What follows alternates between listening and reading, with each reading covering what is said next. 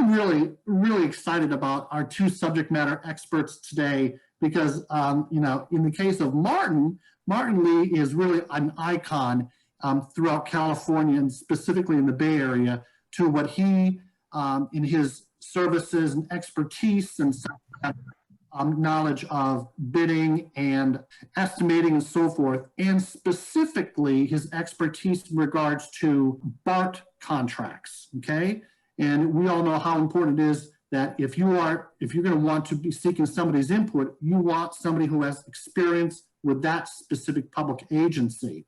So we're going to hear from Martin in a little bit, but you're going to get introduced to our first presenter, who is Franklin Lee, who was also with the M. Lee Corporation. And again, great, solid experience in working with BART-specific projects.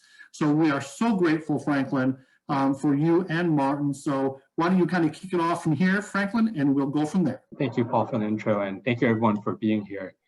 Just to give us a little background, M. Lee Corporation, we've been around since 1992, and we've done over 1,400 projects in the Bay Area since then, including 135 BART projects providing estimating and scheduling support. We do multiple discipline estimates, all the disciplines from civil, structural, architectural, MEP, and our main focus is in public infrastructure, but we also do buildings, education, healthcare, commercial, and renovation projects in addition to transit. Okay, so let's start off by just talking a little bit about the agenda for today. Obviously, we only have an hour, so we're not looking to make you guys become experts at the end of this hour, but we really want to just go over some brief topics on cost estimating so everyone can get a little more familiar with cost estimating and hopefully pique your interest. We'll have a series of additional webinars and workshops for you guys to come and learn more and ask specific questions. So let's go ahead and get started with defining a construction cost estimate, and then we'll move on to estimating types and uses, components of an estimate, preparing a bid estimate, cost factors and risk factors, and then we'll go into more specifics of key considerations specific to the BART Headquarters TI project. And then lastly, we'll cover some avoiding estimating pitfalls and how to improve accuracy.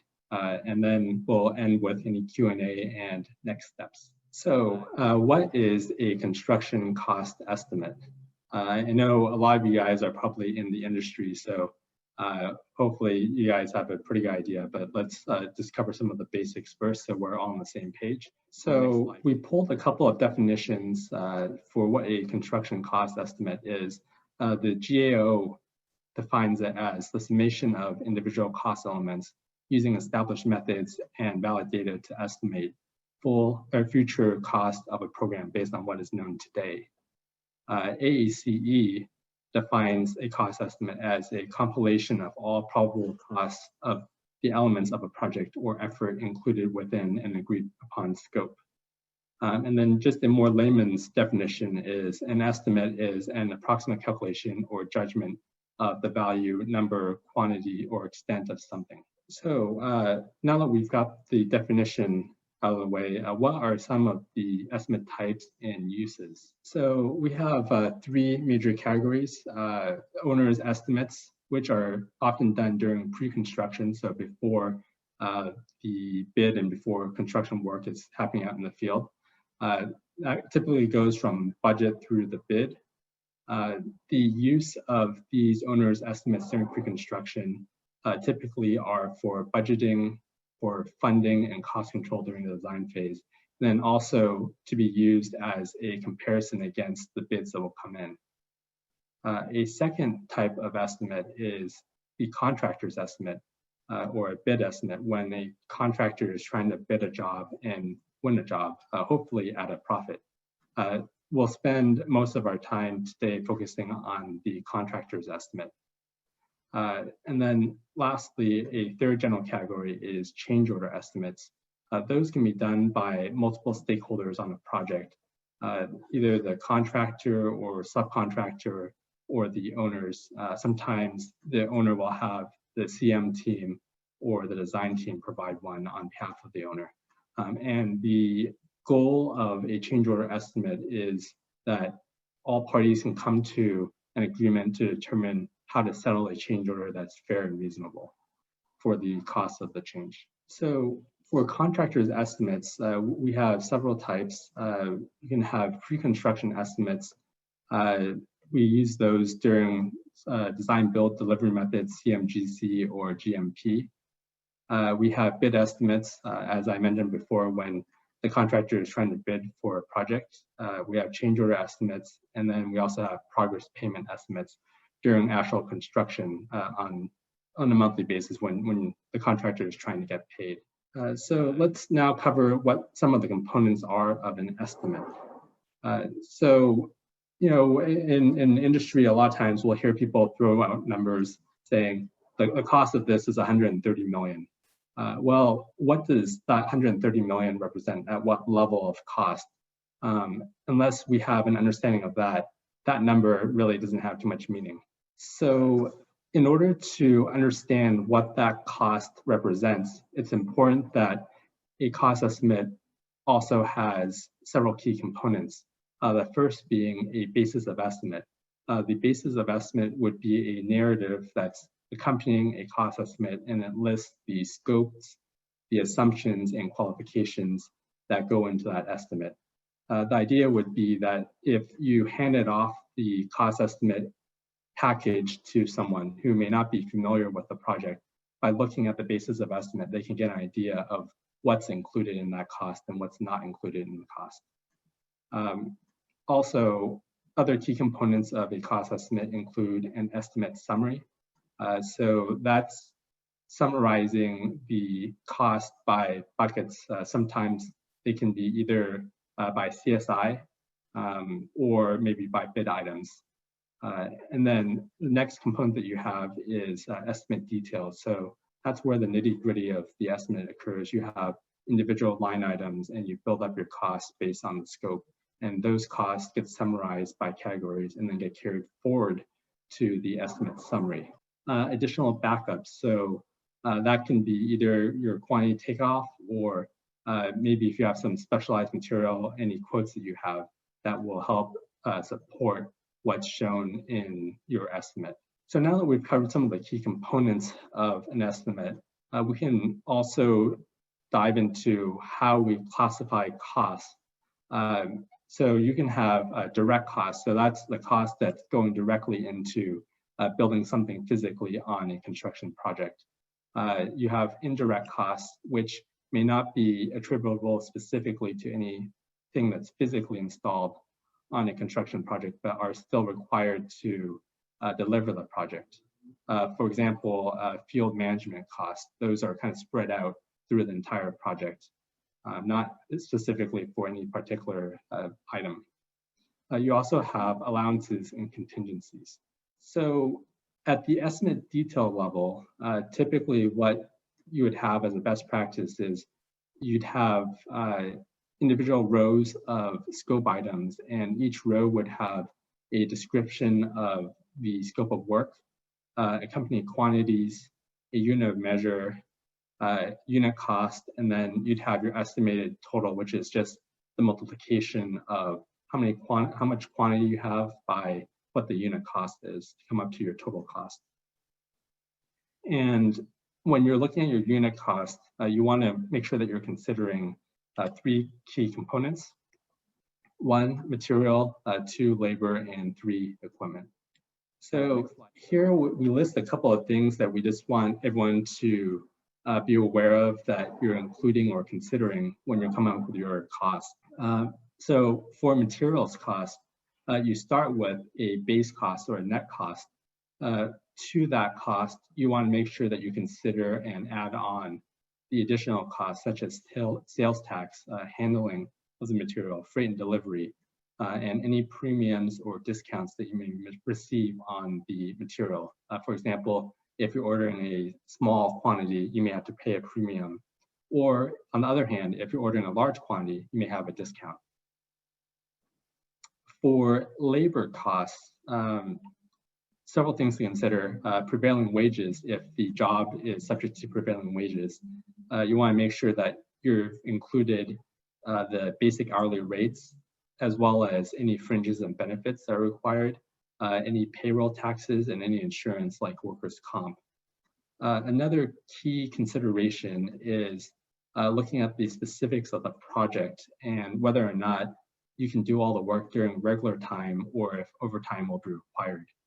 If overtime is required, you need to make sure that you have included those costs within your estimate. For equipment costs, a consideration is whether you own the equipment or if you don't have it, but you rent it out.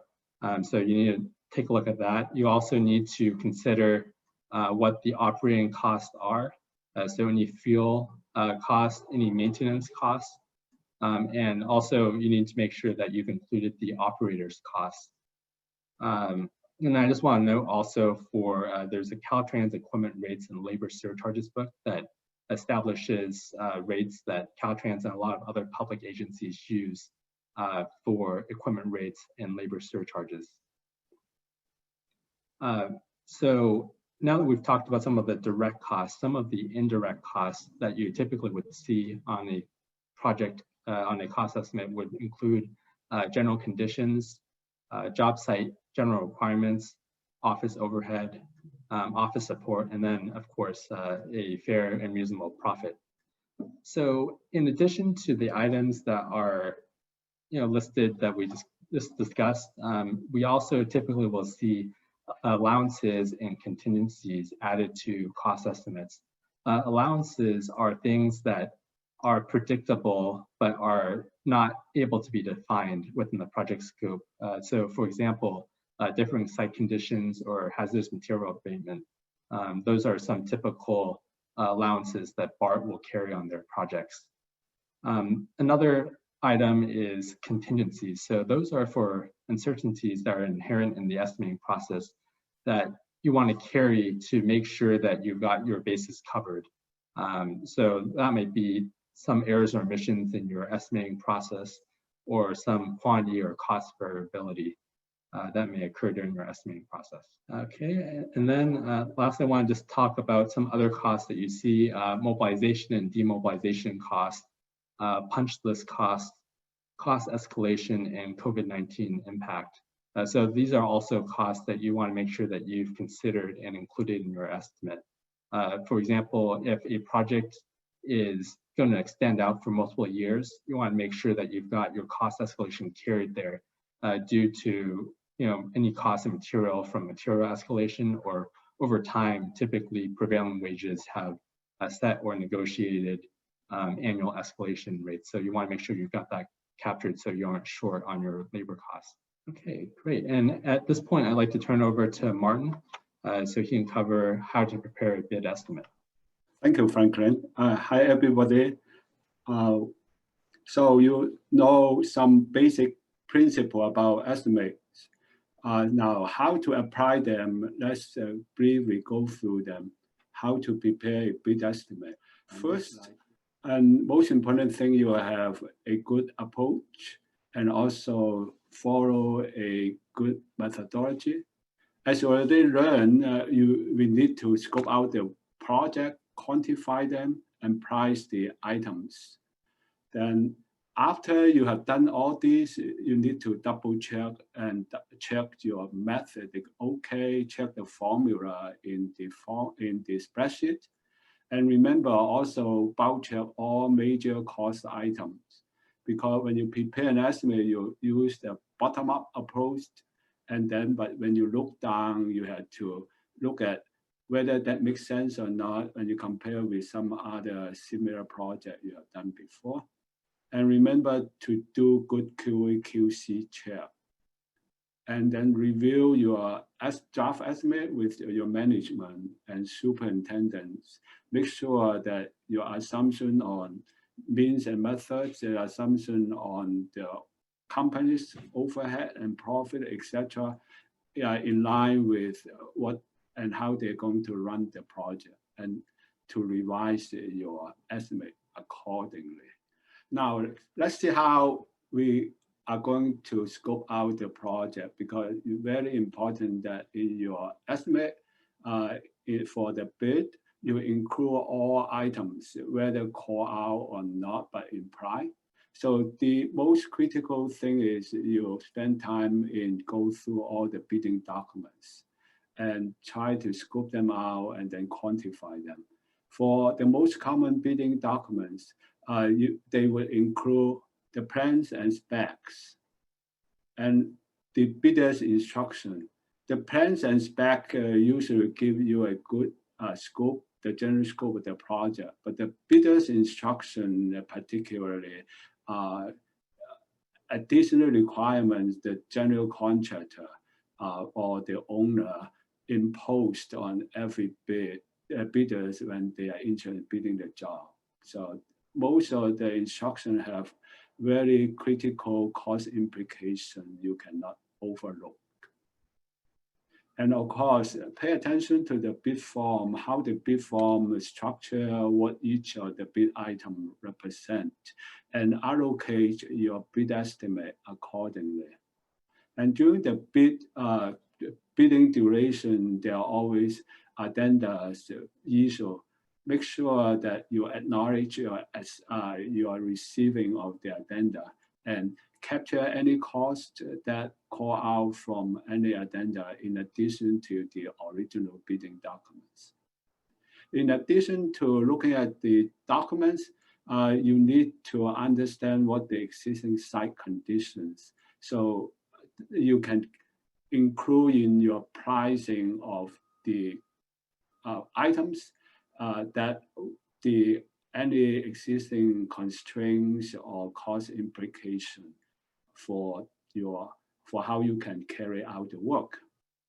Most of the work that by BART or other agencies, they have particular agencies requirements you need to know, understand, and include in your prices. So after you scope out your project, itemize them, you need to put a quantity for each of the items. There are many tools on the market that can help you do a better electronic takeoff jobs. The most common tools that we come across right now are Bluebeam's on-screen takeoff, plan switch, or pro estimate, etc.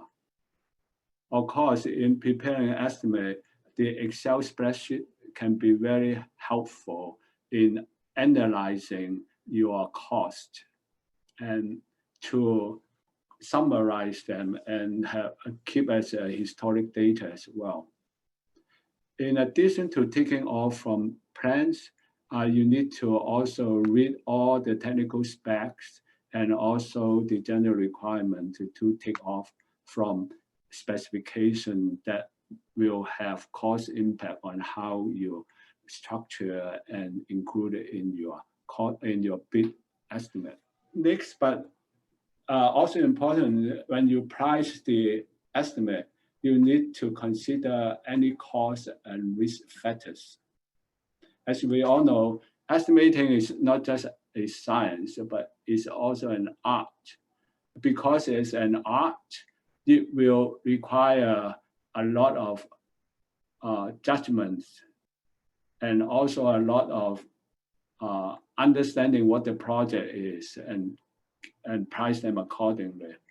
But unfortunately, most of the project, by the very nature, the uncertainty there, you need to capture the cost by have enough contingency and allowances for items you are not that sure what to do, but you know that are needed for completing the project. Because an estimate is so important for the success of any project, it's worth to spend time in preparing them as accurate, as reliable as possible. Now, let's look at a couple of major cost factors. I group them into the following items as they are related to quantity or quality, time, market condition, delivery method, and clients. Like for example, for quantity, you need to keep in mind that what the amount of quantity may have, how the quantity, what kind of waste factors and overweight you need to include, and how to best, what kind of allowance you need to provide for spare parts, that kind of thing. And the quality of the material really impact how you price your job. By looking at the specification or the type of project you're doing, you know what the quality is. Like the corporate headquarters, like the one they are going to bid now for BART Headquarters, that's a corporate tenant improvement. The quality usually higher than any spec office building there. The time related, because time is money, you need to know the schedule that for your particular piece of work to be carried out and allow enough cost escalation in your price. And also to see if the schedule is a normal schedule or compressed schedule. If a compressed schedule, you need to allow enough additional resources to take care of the need to complete the project within a shorter time than normally it would take. The market condition is most difficult to judge. So that's why you need to keep update your knowledge or understanding what the current market is. There are a lot of uncertainty and there are a lot of changes with time. Delivering method, like for the BART project, most of the BART design bid build, but some project like this one is a kind of a design build project.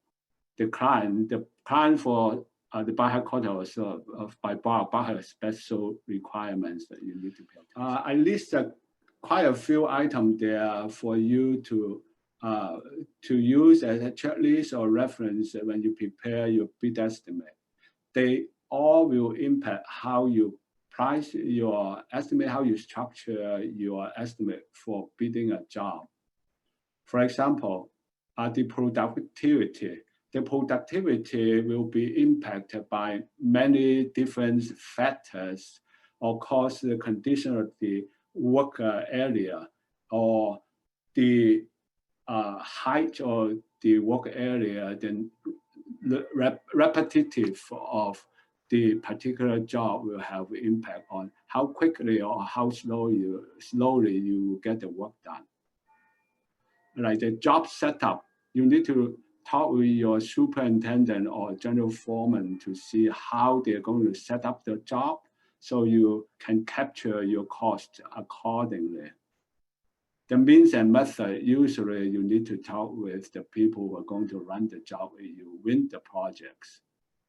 And also the quality of documents is important, especially in a fast track project. Many of the needed item may not be reflected in the set of document. You need to ask questions during the bid time, or you need to make certain assumption to capture whatever you need for you to complete your project. Now, let's look at specifically this BART headquarters project and to explore what are the key considerations you need to take into consideration. This BART headquarters is a design build project, but all the subcontractor work will be competitive bid out. Because already design build already have a design builders appointed for the job, and so you only bid to one prime.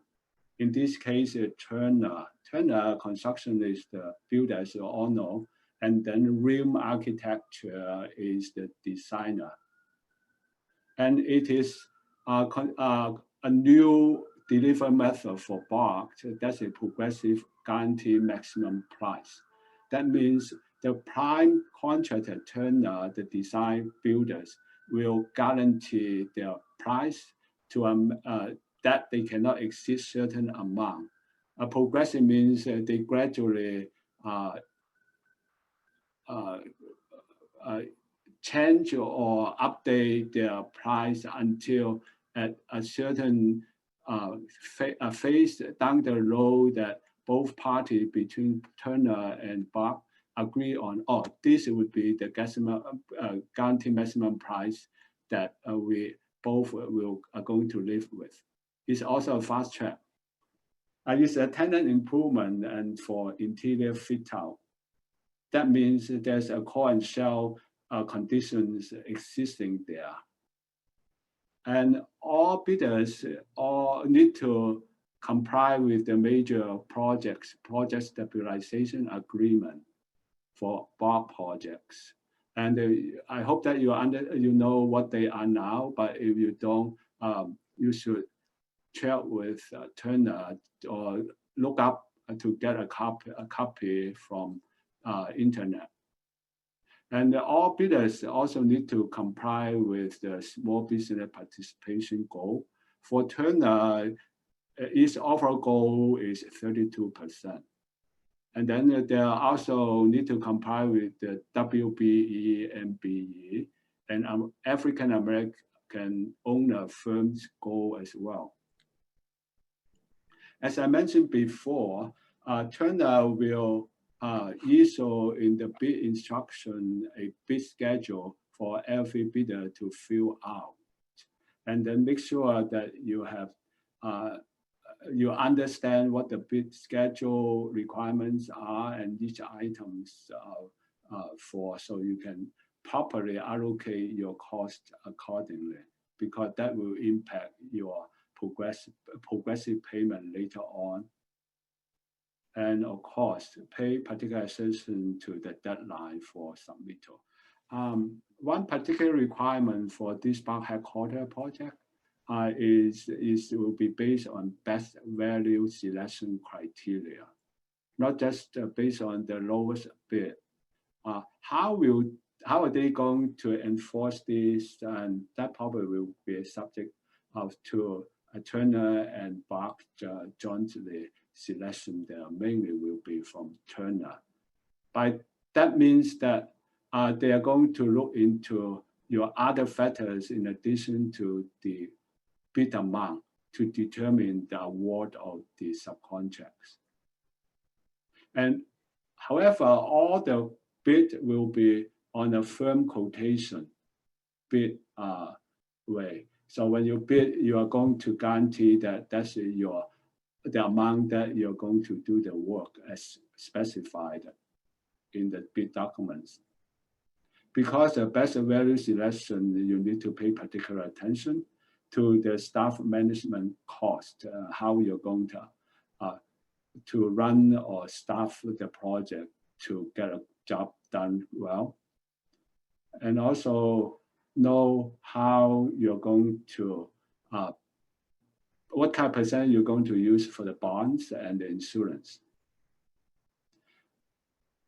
Spend time in understand what the current market condition and the labor market and availability, so that you know how quickly or how easy can you get required gentlemen to do the work if you win the job. As you all know, nowadays COVID-19 is still looming. And for every job, new or existing, there's always a special requirement for how you need to, what you need to do, what kind of precaution or things you need to particularly pay attention to in order to comply with all those health and safety requirements work on the job site. And keep in mind that this is an inside work, and that's a multiple story. So that imposes even more challenges, especially you do up and down on the elevator, there's always a restriction. You need to allow enough time for getting the workers from the ground floor all to the upper floors using the elevator or stairs. And you need to consider your current workload and projected workload so that you can properly allocate your cost or use your work hours to capture what's needed in order to get the work done. Of course, pay attention to project schedule because that will impact how you escalate your cost, today's cost, and also how you are going to allocate your resources. Now, we know the principle, we've gone through the particular requirement for BART Headquarters. In order to improve your accuracy, it's good to avoid any key estimating pitfalls. Let's explore a couple of the major pitfalls and how to improve the accuracy of the estimate. Of course, the most important thing, you know the bid document well and use it properly and to prepare your bid, especially to scope out your project. And also the bid document will help you how to price the project as well. You need to know the existing core and shell conditions. You know what kind of condition you're going to build your work from, and also whether there are other work will be carried out at the same time. So you need to allow enough time to do your work well, because it takes time to do a good job. Remember to reach out to appropriate suppliers or special subcontractor for quotation on special material or special supporting work. And ask them to give you a firm quote if that's possible, because you're going to include them in your firm quote or firm bid to Turner. Double check your major cost item. In a rush, we always make mistakes. Try not to check all the formulas and linkage you use, especially easy to use, but also easy to make mistakes there.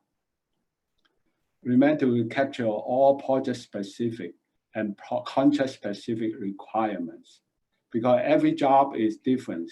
Every bidding instruction is different, and every general contractor have the different standard requirements plus specific requirement for every subcontractor to follow.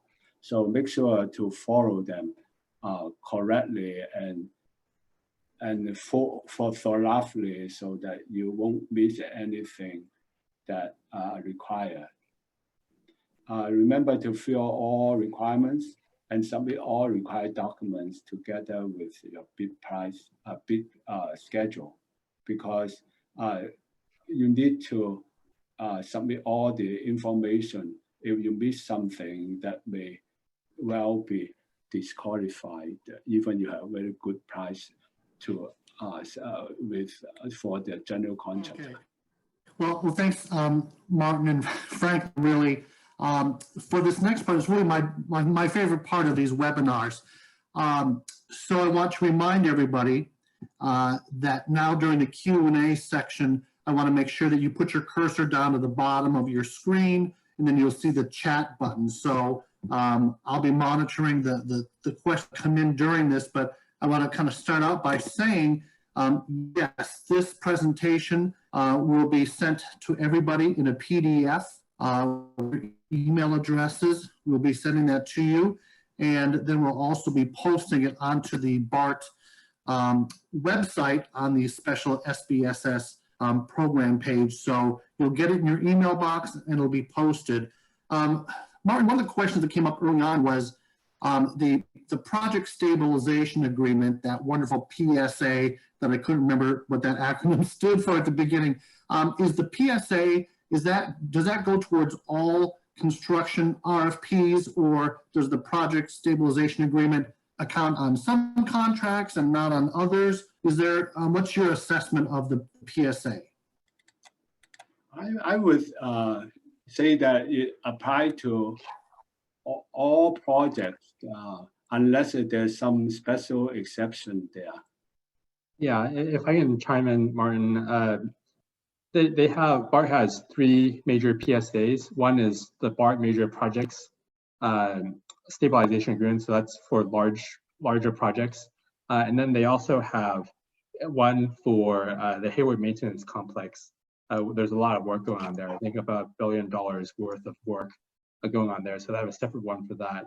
And then they also had a PSA for eBART. So if anyone's interested, you can find that actually on BART's website. Should I send a link to you, Laura, with the URL? Actually, if you could, Franklin, if you could do it while we're chatting now, maybe you could just put the link in the chat, and then we'll forward that to everybody. Another series of questions that really are challenging for businesses of all sizes. Basically, it's in relation to how much of your indirect costs should you allocate to a specific project, and are there any rules of thumb in regards to indirect costs and how you integrate that into your bid so that you're still competitive, but at the same time, you're still making sure you account for all the different aspects that go into the indirect costs? Is there kind of a rule of thumb with that? That's a good question. No, that's no particular rule of thumb, but usually what we do is in the early phase, we use on a percentage there. For the percentage wise, depending on the size of the project, the type of owners, and the special requirements for subcontractor or subcontractors work, we also consider what kind of general contractor we are working for. So we've seen the indirect cost can run from as low as 15% or as high as 35%. So there could be a big range there.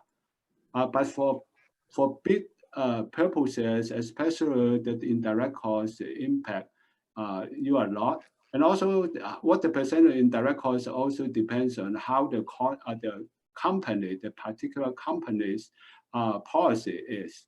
But I would recommend that, like, for the general conditions you need to, and general requirements, you better, if you have time, and you better to discuss with your superintendent or project manager who are going to run the job when you win the job, to itemize them and do a detailed analysis for all those. But for the contingency, it's a kind of judgment call. So you, depending on how the quality of the documents and also the type of projects you are facing, and allocate an appropriate percentage for it. Yeah, and if I could also chime in, Martin. Yeah, feel free to. For the indirect costs, especially general conditions, if you're not familiar with bidding on BART projects, it's really important that you look at the BFS, the BART facility standards, and look at the requirements, because BART has a lot of very specific requirements that if you're not familiar with BART projects, you may think, oh, I can just manage this project like I manage other projects. But BART has very specific requirements for having a dedicated scheduler, for example, as part of your team, having a QA/QC person, having safety, et cetera, et cetera. So you really want to make sure that when you're putting together your estimate, you incorporate those costs, because when you win the project, BART will be expecting that you're going to be meeting those contract requirements. Great. And earlier on in the presentation, actually one of those line items was talking about kind of your reasonable profit. And I know that different public agencies, a reasonable profit means different things.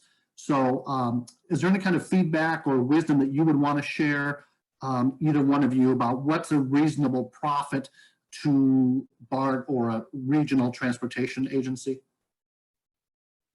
Let me start, and Frank can fill in as well. So this, although we itemize them in direct cost here, but most of the job, especially when you submit a firm quotation or a lump sum bid, you will not itemize them. The owner would not know how you're going to come up with this number. They only know the total bottom line. Putting aside that, but when you prepare your bid estimate, it's important to put a reasonable profit there. And how we are going to usually recommend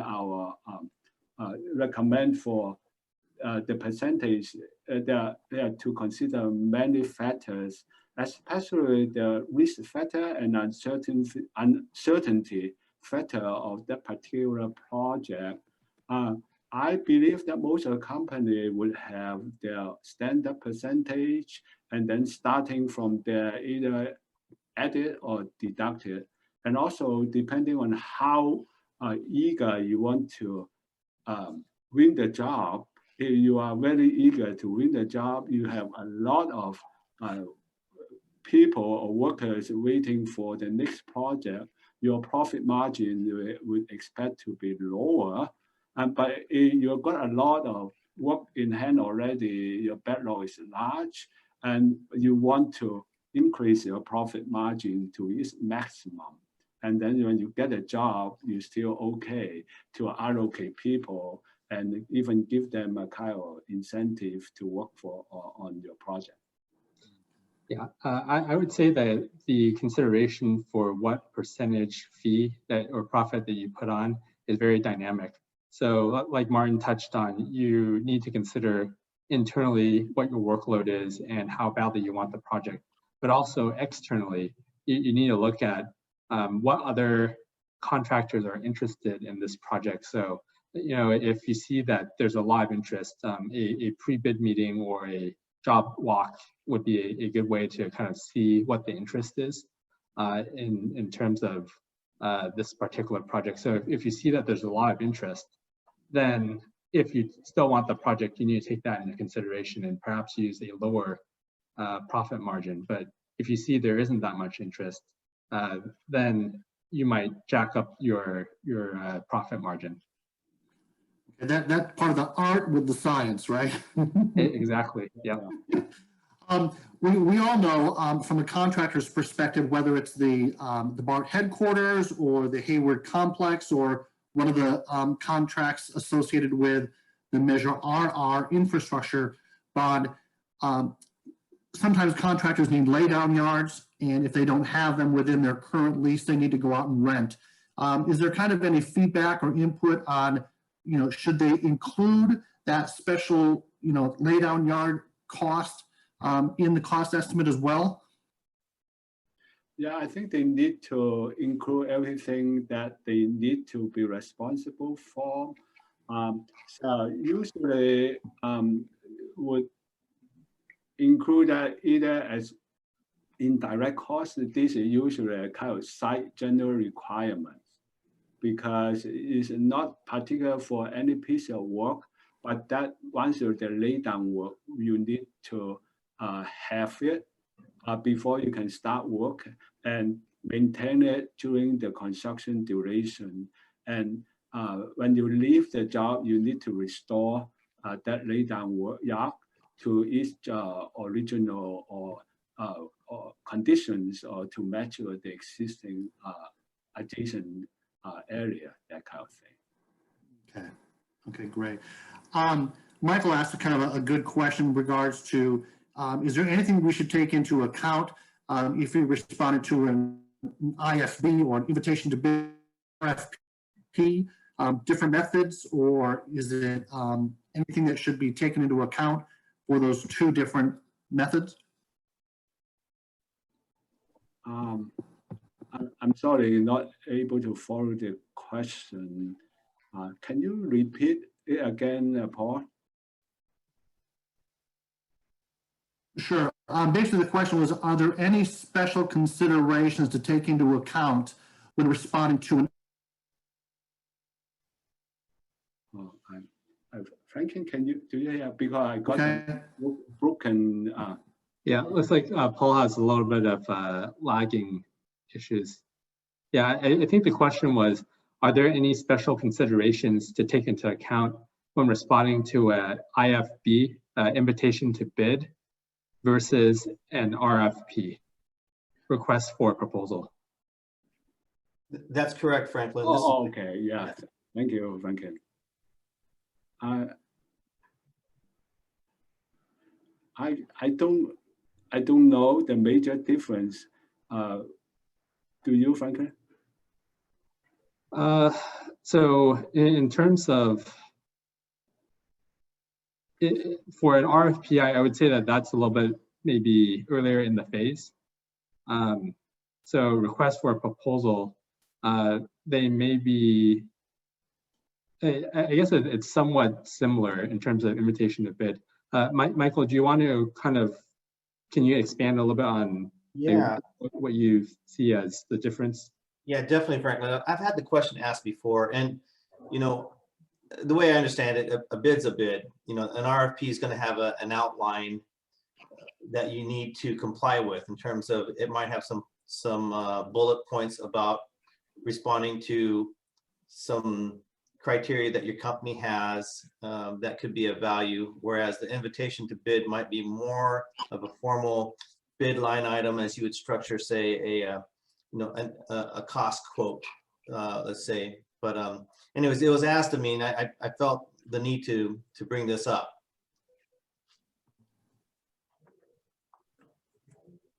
So it sounds like for the bidding part, you may be just putting in more of just filling out the bid form and then making sure you're signing all those acknowledgements of receipt of addenda, and that you're going to comply with whatever contract requirements. For an RFP, it sounds like you're more on the marketing side. So you're trying to tell a story of how your company's expertise will be able to deliver the project better. So it seems like it's more of almost a marketing type of thing, where you're trying to sell overall, versus for when you're just bidding a job, you're just filling out the bid form and then making sure that you're signing off and saying you're going to comply with all these requirements. Okay, perfect, Franklin, Martin. So let's take another question here before we wrap this up. One is, are there sample bid submissions that we can access for reference when preparing our own bid packages? Something to look at the structure and the outlines. Is there something that we can research, or website online?